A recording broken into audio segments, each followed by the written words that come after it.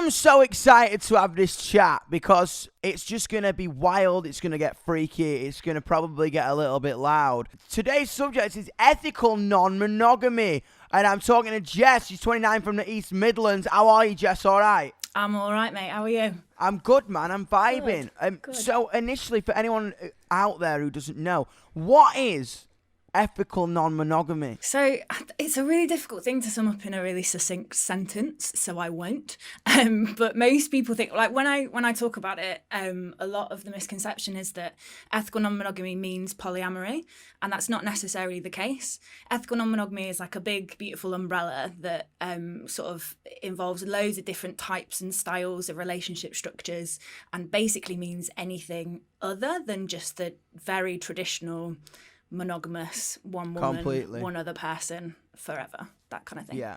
Dude, that's what I was like, because when I read it, I was like, kind of went to being polyamorous. You know what I'm saying? So Yeah. I was excited for today because I can't wait to learn something new. Anything I love doing is learning new things about sex. Trust me, like, I am Amazing. into that.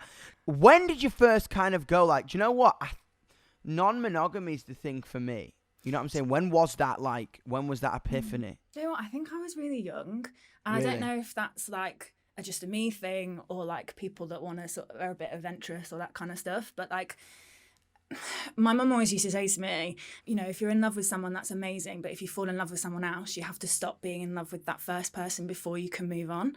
And I never understood it as a kid. Like, I Yeah. never understood, because like, you know, you love your friends unconditionally. You don't just have one really good friend. You don't have one Completely. family member that you love. Love is sort of this infinite, incredible thing that you can share.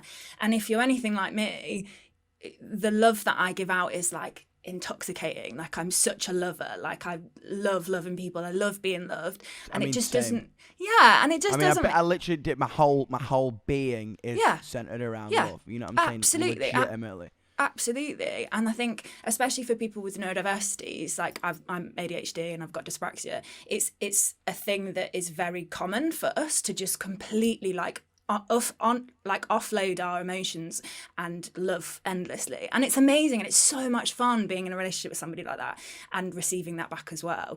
But I never really understood the concept of like just this one person forever, or like sitting and thinking, oh, I've got to find a husband and live with them forever and love them forever and only ever like have sex with one dick for the rest of my life. Do you know what I mean? Like, I can't, like, it just doesn't. I mean, flat out. It doesn't logically make sense in my brain. Like, when we share so many other stuff and so many other amazing opportunities and stuff in our lives, that's the one thing that is really exclusive.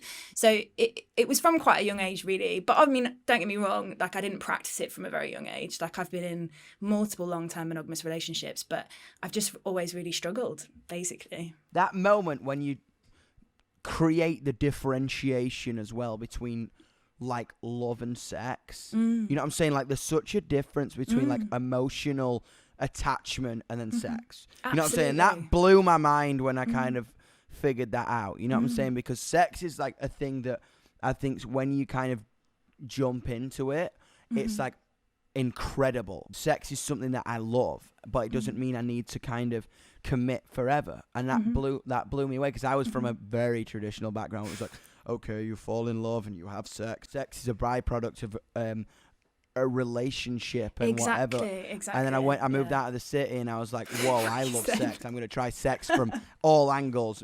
Everything, I'm just going to try it because I want to. BBC Sounds. Music, radio, podcasts.